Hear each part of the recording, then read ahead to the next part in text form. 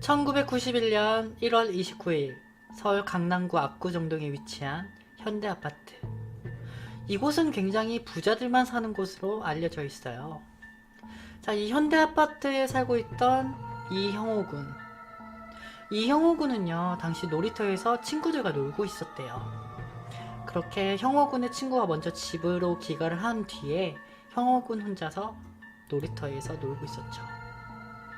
그런데 그날 저녁, 이제 저녁밥을 먹어야 되는데 형호군이 집으로 귀가를 하지 않는 거예요. 그래서 형호군 부모님은 형호군 친구네 집에 전화를 해봐요.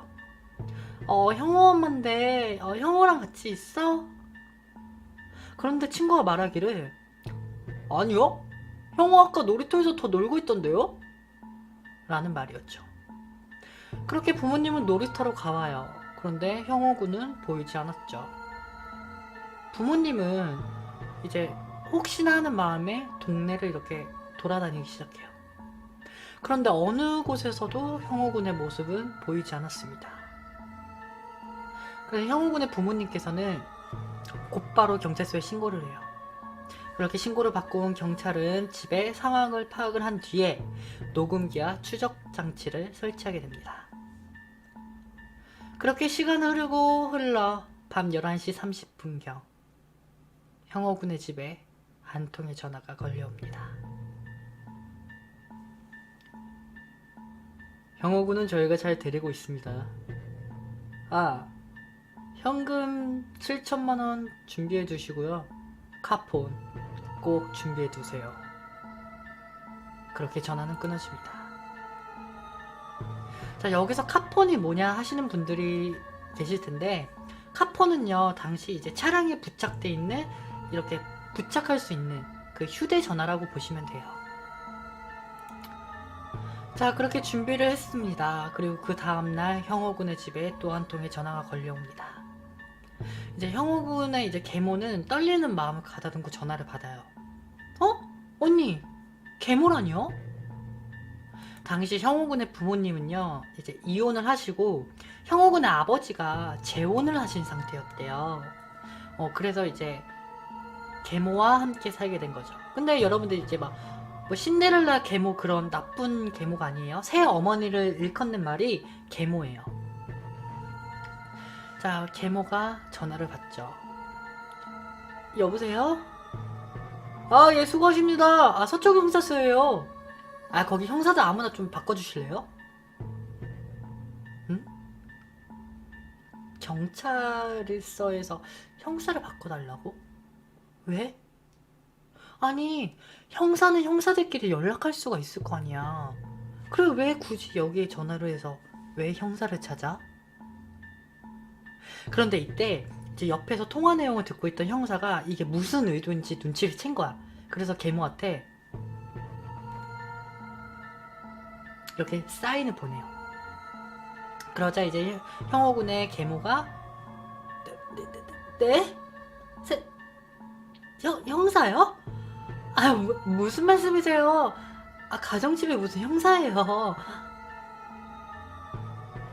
범인은 경찰이 개입이 됐는지 확인차 경찰로 위장해서 전화를 건 거였어. 자, 다행히도 범인의 말에 휘말리지 않고 상황은 무사히 모면하게 돼요. 자, 그럼 우리가 여기서 알 수 있는 게, 범인은 똑똑해. 그치? 아니, 누가 이런 생각을 했겠어. 그렇잖아. 그러니까 이런 정황들을 봤을 때 경찰들도 얘 똑똑하다 생각을 한 거지. 아니면 유괴가 처음이 아닐 수도 있고. 자, 범인은 계속해서 연락을 하기 시작해. 그렇게 연락을 계속 받는데 이제 계모가 가기에는 좀 위험할 수가 있기 때문에 이제 형호군의 아버지가 나서게 됩니다. 여보세요? 형호 잘 있죠? 길게 말 안 합니다. 지금 차 타고 김포공항 쪽으로 오세요. 아버님, 시간 없습니다. 이제 전화를 받으신 이제 형호군의 아버지는 막 김포공항으로 막 달려가요. 그런데 그곳에는 아무도 없었어. 그래서 또다시 전화가 걸려와요. 카폰으로. 아버님, 이번에 시청으로 좀 오셔야 되겠어요. 거기서 기다릴게요. 네, 알겠습니다. 바로 가겠습니다. 하고 이제 또 아버님은 또 시청으로 막 달려가시죠. 차 타고. 근데 똥개 훈련을 시키는 것도 아니고 범인이 또 장소를 옮겨요. 아버님 이번에는 충무로에 있는 그 대형극장 아시죠? 그 근처에 제과점이 있거든요. 그 제과점 건너편에 차 세우시면 돼요. 이제 아버지는 또 극장으로 향하게 돼요. 이렇게 극장 건너편에 이제 제과점에 차를 세웁니다. 아버님, 제과점이 문 닫혔네요. 차문 열어두시고 저 근처에 치킨 센터 있거든요. 글로 들어가세요. 그래야지 형욱은 볼 수 있어요. 자, 그런데 전화가 끊어진 후 바로 이번에 형호군의 집에 전화가 와요. 여보세요?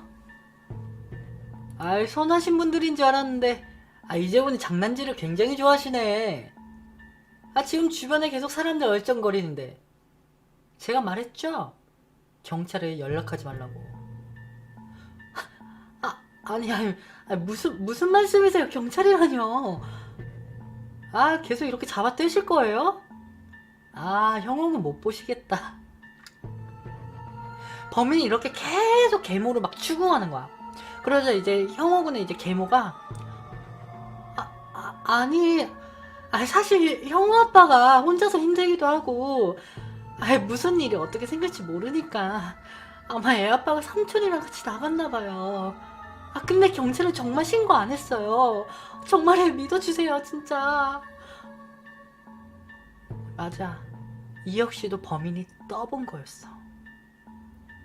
왜냐면은 당시 형사들이 잠복을 한 상태였는데 그 형사들은 진짜 완전 일반인, 상인으로 막 위장을 해서 형사라는 게 전혀 티도 안 났대. 심지어 그 근처에서 막 이렇게 의심스럽게 행동하는 모습도 전혀 보이지 않은 상태로 그렇게 잠복이 된 상태였던 거야. 그러니까 범인도 알 수가 없는 거였지. 그런데 이 계모가 이제 계속 추궁을 당하니까 휘말리긴 하셨던 거야. 그래도 다행인 것은 범인이 통화 중에 마지막에 이랬대. 지금 보니까 그런 거 같기도 하네요. 알았어요. 다행히도 의심은 안 했던 거지. 그런데 여기서 조금 이제 범인도 불안해지기 시작한 거야. 그래서 이 당일에만 10번이 넘는 이런 협박 전화를 했대요. 제가 생각해보니까 아닌 것 같은데. 경찰에 연락했죠? 진짜 안 했다니깐요. 형호군이 일단 좀 어리고 좀 팔팔한데 제가 지하철에서 똥 싸고 있다가 장기 기증? 이런 연락처를 알게 됐네. 뭐 돈 많이 쳐주는 곳 있으면 형옥은 걷다 팔아 넘길 거예요. 왜? 뭐 이런 식으로 협박을 했겠죠. 자, 그럼 이제 아버지의 상황으로 돌아가 볼게요. 범인은 아까부터 계속 장소를 막 계속 옮기느라 바빴어. 그런데 그게 왜 그런 줄 알아요? 그 이유는 차로 이동을 하면서 분명히 범인도 뒤따라 이렇게 다녔을 거 아니야. 그런데 만약에 경찰이 개입이 됐다면은 장소를 이동할 때마다 형호군 아버님의 차를 제외한 중복이 되는 차량이 분명히 있을 거야. 그러면 그게 분명히 경찰일 가능성이 크지. 그래서 이 범인이 계속 장소를 옮긴 거래요. 그래, 뭐 가까이 있다고 치자. 가까이 있는 곳이라고 쳐. 가까이 있는 곳이라면은 뭐 경찰들도 이렇게 달려서 막 이렇게 옮길 수도 있고 할 수가 있는데 이렇게 차로 이동을 할 수 있게끔 한 곳을 왜 선택을 했냐. 경찰도 따돌리고 경찰이 개입됐는지 확인하려고 했던 거였던 거야. 그렇죠. 자, 그렇게 어느덧 3일째가 됩니다. 이번에도 범인은 김포공항으로 오라는 지시를 내려요. 그런데 이번에는 아버지가 아니라 새어머니 이제 계모가 차를 몰기 시작해. 근데 또 역시나 김포공항에는 아무런 일도 없었어. 그렇게 허탕을 치고 집으로 귀가한 뒤에 새벽 2시 20분경 범인이 이번에는 종로구에 있는 교보문고 앞에 동뭉치가 들어있는 차를 세워두라고 지시해요. 그렇게 범인이 시키는 대로 계모는 시키는 대로 따른 후에 이제 근처에 몸을 숨겨서 그곳을 막 주시하고 있어. 막 이렇게 주시하고 있는데 지하보도에서 어느 한 20, 30대로 보이는 한 남성이 그 차를 계속 주시하면서 계속 서성거리는 거야. 그러니까 일반 보통 사람이라면 그 차를 주시할 필요가 없잖아. 그렇잖아. 그래 이렇게 막 두리번거리는 거야. 그래서 이 어머니가 혹시 저기 범인이 아닐까? 해서 경찰에 알려요. 제가 지금 저 차 주변에 저 남자 범인 같은데 형사님들 좀 빨리 좀 와줘요. 그런데 여기서 형사들은 재빨리 움직이긴커녕 아니 어머니 지금 저희가 개입된 거 알면은 범인이 형욱은 어딘지 알려주지도 않아요. 그리고 거리가 너무 멀어. 일단은 침착하게 기다리세요. 왜? 이러면서 머뭇거리고만 할 뿐이야. 얼마나 속이 터져 또. 그런데 범인이 좀 낌새가 이상한 걸 눈치를 챘는지 또 도망가요. 이제 부모님 얼마나 애가 타겠어. 돌아버리는 거야. 범인을 그냥 눈앞에 두고 그냥 보내준 거야. 자 그렇게 범인이 달아난 후 어느덧 형호군이 유괴된 지 7일째가 됩니다. 또다시 전화가 걸려와요. 그런데 범인이 이렇게 하다 잡히겠다 싶었는지 이번에는 조금 다른 방법을 써요. 그게 뭐냐? 바로 이 방법. 범인이 이래. 이제 메모지로 지시할 거예요. 제발 허튼 짓 좀 하지 마세요. 예?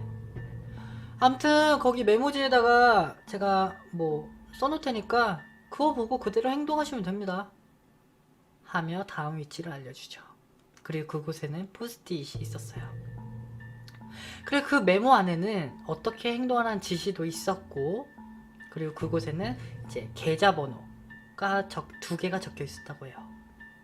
그런데 이때 경찰들이 이 포스트잇에 혹시 범인의 지문이 남아있을 줄 알고 막 지문을 채취해. 그런데 이 포스트잇에서는 어느 지문도 남아있지 않아. 자 그럼 이 포스트잇에 이제 적혀져 있던 그 통장 2개의 개설된 번호가 있었다고 했잖아. 자 잘 들으세요.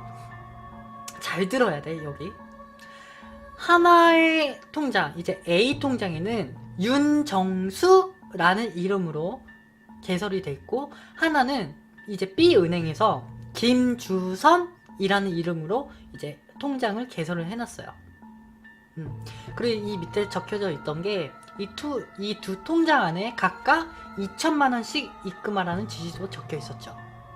그런데 형욱은 아버지는 아니 무슨 내 자식 목소리 한 번도 못 들어봤는데 미쳤어? 그래서 이제 A 계좌에다가만 2천만원을 입금해요. 자 그리고 이제 이 두 곳이 어딘지 아니까 이제 경찰들이 그곳을 가게 될 거 아니야. 그런데 이 범인이 진짜 똑똑한 게 이 A은행과 B은행은 어떤 곳이었냐면은 CCTV가 없어. 기본적으로. 그리고 사람들이 그러면은 좀 적게 있으면은 차라리 사람이 좀 적게 있으면은 금방 잡을 텐데 사람이 바글바글한데 CCTV가 없는 은행들이었던 거야. 그래서 경찰들은 이제 매일같이 출근하기 시작하는 거지. 자, 어느덧 형호군이 실종된 지 2주가 넘었어요. 2월 13일 저녁. 범인은 다음 지시가 적혀 있는 메시지가 있는 곳을 알려주게 됩니다. 88 고속도로 타고 가시다 보면요. 서울교라는 다리가 있어요. 거기 밑에 철제 박스가 있거든요. 거기 메모지 돌로 눌러놨어요. 아버님, 이번에 진짜 마지막이에요. 에? 실수 없이 합시다. 형호 빨리 만나야죠. 그런데 이제 부모님도 조금 지친 거야. 여기 갔다 저기 갔다 심적으로 지치고 뭐 육체적으로도 지치고 많이 지치신 거지. 그래서 이제 아버님이 여보세요 선생님, 우리도 지쳐요. 지치니까 힘 좀 나게, 예? 우리 아들 목소리 한 번만 들려주면 안 돼요? 아니 뭐 아들 목소리 들어야지 뭐 돈이라도 주지 않겠습니까? 막 이렇게 역정을 내신 거지. 그런데 이때 이제 범인이 이래. 아버님은 형호군에 대한 애착이 없으시네. 형호가 죽길 바라시는 거죠?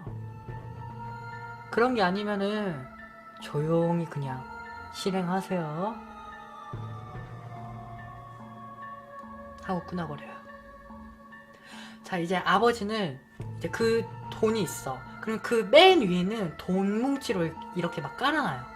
그래서 밑에는 신문지랑 종이를 깔아둔 이제 위장된 그런 돈 뭉치를 가지고 지시된 장소로 향하게 돼요. 그리고 그곳에 돈을 두고 이제 집으로 돌아오게 되죠. 왜냐면은 당시 그곳에는 경찰이 이제 잠복 근무를 하고 있었거든. 그런데 여기서 경찰이 엄청난 실수를 하게 돼요. 그게 뭐냐? 이제 메모지 종착점은 이제 양화대교 인근에 있는 이제 한 철제 박스였어. 이곳이었어. 그런데 이제 경찰들이 이제 잠복을 하고 이제 막 무전기로 막 소통을 하고 막 이럴 거 아니야. 그렇게 막 소통을 하고 막 하는 과정 중에 이제 잘못 이렇게 소통이 돼서 여기 근처에 있어야 되는데 여기서 대기를 하고 있었던 거야. 완전 거리가 먼 곳에서 한참 떨어진 곳에서 대기를 하고 있었던 거지. 자, 이렇게 마지막으로 검거를 할 수 있는 그런 상황이었는데 어머나 세상에, 돈 뭉치만 사라진 채 검거가 또다시 실패돼요. 근데 그 범인이 뭐 갖고 튀었어? 위장된 돈을 갖고 튀었잖아. 여기서 근데 더 소름 끼치는 게 뭔지 알아? 이 위장된 돈을 훔쳤는데 당시에 달리는 차 안에서 멈추지 않고 주행을 하면서 탁 낚아챈 거야. 주행을 한 상태에서 중간에 이렇게 한번 멈추고 내려서 가지고 간 게 아니라 주행을 하고 있는 와중에 탁 낚아챈 거야. 소름. 그런데 그 동문자 안에 가짜 돈이 있었으니까 이제 범인이 형호군의 집에 전화를 해. 아버님, 이게 뭐예요? 가짜 돈이 잔뜩 섞여 있잖아. 장난하는 것도 아니고. 그냥 형호 안 보는 걸로 알게요. 네, 수고하시고요. 그래도 경찰에 신고하지 않으셔서 그 점은 감사하게 생각하겠습니다. 끊을게요 하고 전화를 툭 끊어버려요. 자, 그렇게 범인에게 더 이상 전화는 걸려오지 않았습니다. 이제 상황은 최악의 상황이 돼버렸어요. 그렇죠? 자, 이제 경찰은 범인이 돈을 찾겠지? 라는 생각을 하면서 이제 범인에게 알려준 이 A은행의 이 통장 있잖아. 이 통장을 막아버려요. 통장을 막아버려. 인출을 못하게. 인출을 못하게 막아버리는 거죠. 자, 그런데 이 사실을 모른 채 범인은 2월 19일 2천만 원이 든 이 A 통장을 들고 A 은행으로 이렇게 들어서요. 그런데 막혀있는 계좌 같은 경우에는요, 인출을 하려고 해도 쉽게 하지 못해요. 그리고 인출을 하려고 했을 당시에는 경고 메시지 같은 게 뜬대요. 특히 이렇게 범행 목적으로 이루어진 이런 통장에는 경고 메시지가 뜬대. 그 은행 직원 모니터에. 그런데 마침 이 모니터에 경고 메시지가 딱 뜬 거지. 그런데 여기서 되게 미흡한 게 뭐였냐면은 그 이제 모니터 딱 경고 메시지 경고 하면서 딱 뜰 거 아니야. 그 경고 메시지 뜨는데 어떤 문구가 적혀져 있었냐면은 현재 범죄에 이용되고 있는 계좌입니다 라는 문구가 떠 있었던 거야. 그래서 은행 직원이 뭐지? 싶은 거지. 그러면서 범인을 의심한 눈치를 많이 쳐다보면서 어서 오세요 고객님. 네, 잠시만요. 고객님 지금 이거 인출 상황이 좀 안 되는 상황인데 혹시 저쪽에서 좀 대기해 주시면 금방 처리해 드리겠습니다. 기다리시겠어요? 그런데 이 범인이 그럼 저 여기 있을게요 하고 기다리겠다고 한 거야. 그런데 이 은행 직원이 대처를 제대로 못했어. 왜냐면은 그렇게 하고 나서 이제 경찰을 몰래 부르면 되는데, 이렇게 자기 은행 보면은 뒤에 이제 뭐 과장님 뭐 이런 분들이 뒤에 계신 거 아세요? 그런 분들이 계시잖아. 그분한테 가가지고 저기 저 사람 범인 같아요 막 이러니까, 이제 그 과정도 들으면서 막 둘이 쳐다볼 거 아니야. 근데 범인이 그렇게 하고 있는데 뭐 딴 데서 막 딴 데 보면서 막 계속 막 이러고 있을 것만은 아니지. 근데 그 은행 직원과 그 은행 직원들을 보니까 이상한 거야. 그래서 이제 범인은 눈치를 채고 또 달아나 버려요. 그런데 이 범인은 말했지만 굉장히 똑똑하죠. 이 통장에도 지문이 남아있지 않았대요. 자, 그럼 여기서 이제 범인을 목격한 사람은 은행 직원이에요. 그렇지? 자, 그러면 이제 이 은행 직원의 진술을 따라서 몽타주를 만들기 시작해. 근데 당시 이제 당시도 아니고 현재도 그렇지만 그 경찰 그 컴퓨터 그 몽타주를 그렇게 만들어내는 그런 컴퓨터가 있나 봐요. 그런 프로그램이 있나 봐요. 그래서 이제 눈도 고를 수 있고 뭐 얼굴형, 머리 스타일, 눈, 코, 이 다 이렇게 골라가면서 이제 몽타주를 만들 수 있는 그런 게 있나 봐. 그러니까 은행 직원의 말대로 그렇게 몽타주를 만들게 돼요. 그리고 전국에 배포를 하게 됩니다. 자, 그렇다면은 당시 그 몽타주, 범인의 몽타주로 나왔던 그 전단지의 그 모습이에요. 이거는 아마 좀 젊었을 때, 이제 이거 말고 이 옆에 거는 좀 젊었을 때 같고, 좀 늙었을 때, 현재 늙었을 때 모습 뭐 이런 거를 추측해서 만들어 놓은 것 같아요. 자, 그렇게 시간은 흐르고 범인의 마지막 통화로부터 한 달이 지난 1991년 3월 13일. 자, 잠실대교에서 약 1.5km 떨어진 곳에 위치한 배수로에서 우리 형호군의 싸늘한 시체가 발견되었대요. 그런데 당시 형호군의 시체는요, 거꾸로 이렇게 매달려 있는 채 얼굴이 처박힌 상태였대요.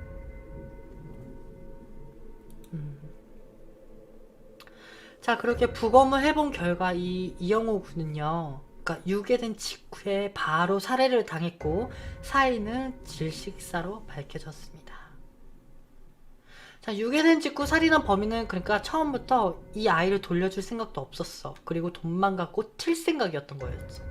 튈 생각이었던 거지. 자, 그런데 여기서 몇 가지의 의문점이 나돌기 시작합니다.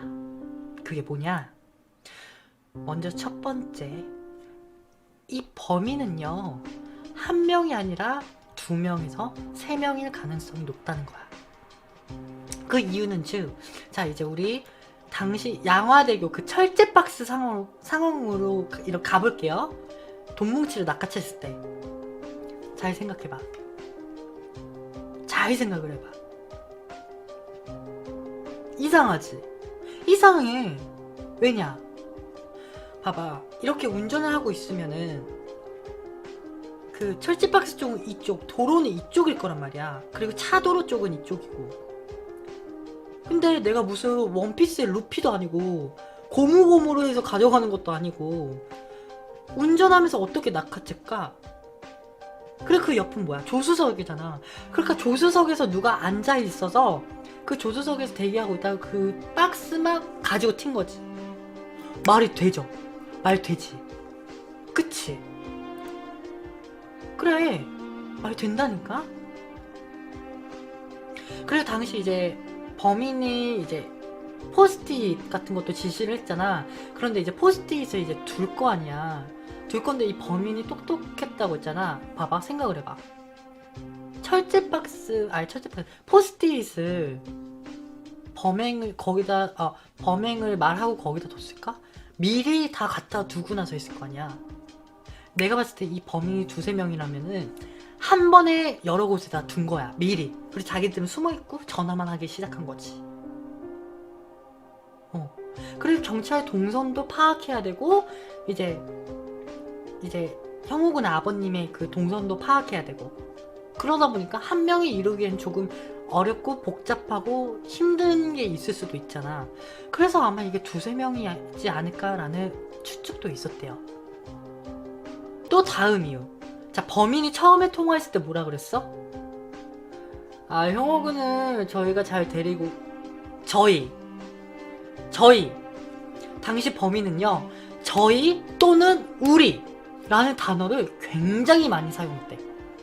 아니, 나 혼자면은 저희라고 할 수가 없잖아. 우리라는 단어를 왜 써? 이상하잖아. 그치? 자, 그리고 이제 두 번째 의문점이 있어요. 근데 내가 봤을 때는 이게 조금 더 신빙성이 있다고, 나는 개인적으로 주관적인 생각인데 신빙성이 있다고 느껴. 두 번째 의문점. 범인은 이영호 군의 생모의 친척 이씨라는 의문도 나돌기 시작해. 자, 이 이유를 알려줄게. 이제 국립과학수사연구소에 이제 범인의 목소리가 담긴 이 음성을 분석을 했대요. 분석을 했는데, 어머나 세상에. 아니, 이영호 군의 친척인 이 씨와 일치한 음성이 굉장히 많이 나왔대요. 약 30%에서 40% 정도 이상이 나왔다는 거야. 이상하잖아. 이상하지. 그리고 이제 이 씨는 이제 무슨 일을 할 때마다 맨날 돈을 날려먹기 바빴대. 그러니까 이제 그 형호군의 친생모한테 이제 매번 돈을 껐나봐. 그래서 막 사업도 하고 뭐 그랬었나봐요. 그런데 이제 형호군의 조부가 돈이 많은 자산가셨는데, 형호군의 아버님과 형호군의 친생모가 이렇게 결혼을 하고 하면은 친척들이 자주 오가는 상황들이 많을 거 아니야. 그러면은, 야, 형호군 할아버지가 뭐 돈이 많대, 이런 얘기를 한 번도 못 들어봤을까? 들어봤을 거 아니야. 그러니까 돈이 많다는 걸 알고 이렇게, 어쩌면 이 씨는 그 사실을 덜미로 이렇게 범행을 실행한 거일 수도 있다는 거죠. 그리고 뿐만 아니라 당시 90년대 초에는요, 유기 사건이 굉장히 기승을 부렸대. 판을 쳤대. 우리 아까 전에 초롱초롱 빛나리 사건 때 내가 말했지. 90년대 후반에는 그나마 나아졌는데, 초에는 완전 판을 치고 기승을 부리고 오죽했으면은 이제 유괴 방지 교육도 학교에서 적극적으로 할 만큼 엄청 났었대요. 후반에도 그랬는데 초반에는 더 심했대요. 자, 그런데 그러면은 형호군은 당시 9살이었고 어느 정도 이게 사람이 유괴범인지 아닌지 구분도 갈 수가 있어요. 그렇죠? 그래서 만약에 위기가 생기면은 살려주세요 하고 이렇게 뭔가 말을 할 수도 있는 상황이고, 모든 상황이 그렇게 돌아갈 수가 있다는 거야. 그리고 또 만약에 납치가 된 상황이라면은 그때는 분명히 오후 시간이고 그럴 텐데, 그 근처에 돌아다니는 사람이 한 명도 없었을까? 과연? 경비도 이렇게 순찰을 안 돌았을까? 그렇잖아. 그리고 납치가 된 상황이라면은 이제 애가 막 반항을 하고 이러면은 주변 사람들이 지나가다가 저거 여보, 저거 납치되고 있는 거 아니야? 그래서 주변 사람들이 도와줬을 수도 있고, 그래서 이제 경찰에 신고를 했을 수도 있고 도움을 받을 수 있는 상황이 많았다는 거죠. 자, 그런데 이게 만약에 이 씨라면은 어땠을까? 이 씨가 다가와서, 영호야, 삼촌이랑 어디 가자, 이러면 아무렇지 않게 손잡고 따라갔을 거 아니야. 그 모습을 보고 의심한 사람이 몇이나 되지? 이상하죠. 또 당시 이 씨는 형호군이 유괴되던 1월 29일 그날은 알리바이가 굉장히 확실했대요. 그리고 그날의 기억만큼은 형호군의 아버님, 어머님, 그리고 형사들보다 더 또렷하게 기억을 했대. 자기 하루 일과를. 그런데 되게 웃긴 게 어제와 엊그저께 그렇게 신문을 했을 때 이제 어제랑 엊그저께 심지어 며칠 전 이런 날은 기억을 못하는 거야 잘. 그런데 이상하게 그날 딱 하루만 엄청 생생하게 기억을 하는 거야. 그래 형호군이 만약 납치가 돼서 기억을 했다고 치자. 그러면은 형호군이 납치가 되고 나서 한 며칠 동안 똑똑히 기억해야 되는 게 당연한 거 아닌가? 왜 그날은 정말 똑똑하게 기억을 하는데 왜 다음날인 그 다다음 날은 왜 기억을 못해? 그리고 심지어 알리바이가 있었대요. 제가 뭐 그쪽으로 가는 톨게이트 영수 좀 봐봐요. 그런데 여기서 또 웃긴 게 당시 이 씨는요 약간 전산 이런 거에 관련된 그런 일도 했었대. 그래서 어떻게 보면은 이런 거 하나 만드는 거는 일도 아니었다는 거야. 뭔가 신빙성이 좀 있지. 이상하지. 자, 그리고 여기서 내가 아까 전에 잘 기억하라고 했잖아. 은행 통장. 여기서부터 끝장나는 거 나와요.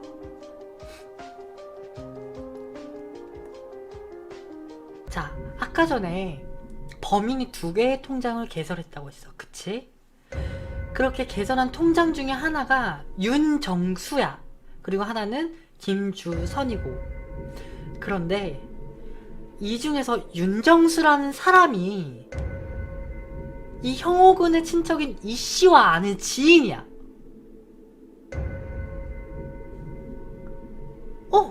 이 씨와 아는 지인인 거야. 어떻게 이런 우연이 있을까? 이상한 거지. 그러니까 이런 상황들을 봤을 때 여러분들도 이 씨가 조금 약간 의심스럽지. 그런데 증거가 나오지 않아서 사실 이거는 진실을 그냥 묻혀버렸대요. 뭔가 좀 이상하지 않아? 그치? 난 좀 이상한 것 같아.